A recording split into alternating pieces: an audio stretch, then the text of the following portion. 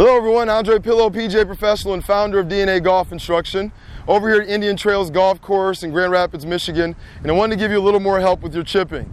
The other video I gave you talked a little bit more about mechanics, how we want to have our feet together, a little more open because we're not using a lot of body, weight forward, and our hands want to be slightly forward in front of that golf shot. One lever system, meaning we're using our shoulders, we're not using a lot of wrist or doing a lot of flipping at the bottom of our shot. No need to because these shots are short, okay?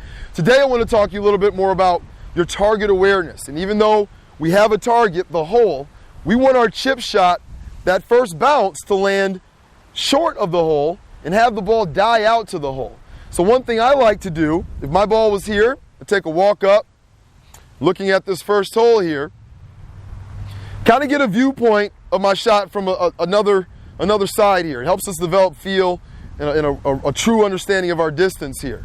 I don't want that ball to fly all the way to the hole. If it flies all the way to the hole, which I'm sure some of you guys have done when you play golf, if it flies to the hole, then we know it's going to take off and end up way past the hole.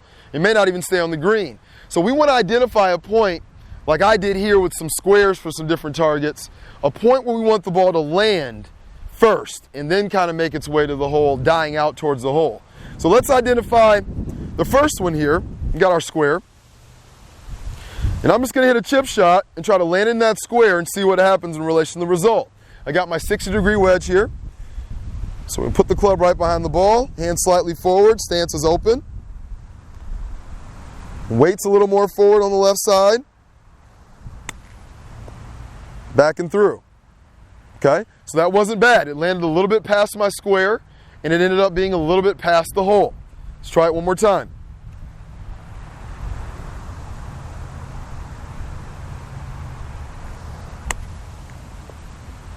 Same thing.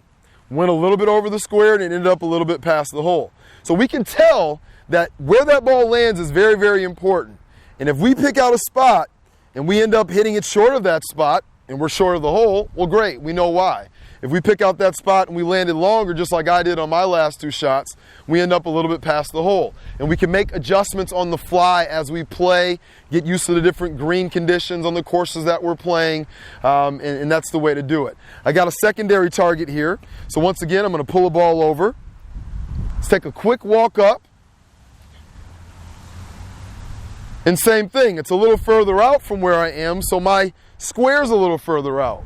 But once again, that ball is going to land here and roll quite a bit in order to get to that hole. So let's check that position.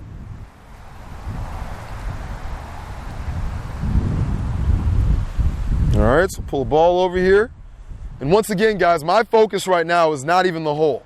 I've already figured out where the hole is, but now I'm aiming at my spot. My brain is focused on that spot and getting my golf ball to land in that spot.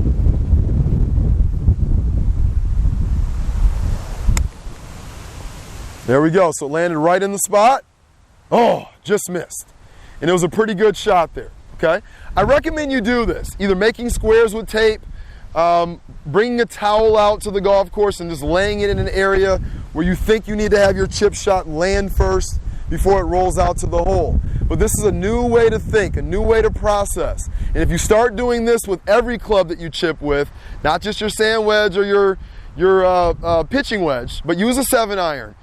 Use an 8-iron, and we may not need to hit it as hard with those clubs, and our spot that we want that ball to land in will be a lot different as well, okay? So think about that when you're out practicing. I encourage everyone to practice their chipping and putting.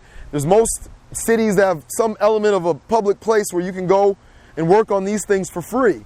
And this helps us with our eye-to-hand coordination, our ball contact, and it just gets us out here in the right atmosphere, okay? So once again, just a little quick tip from Andre and DNA Golf Instruction. Thanks for watching.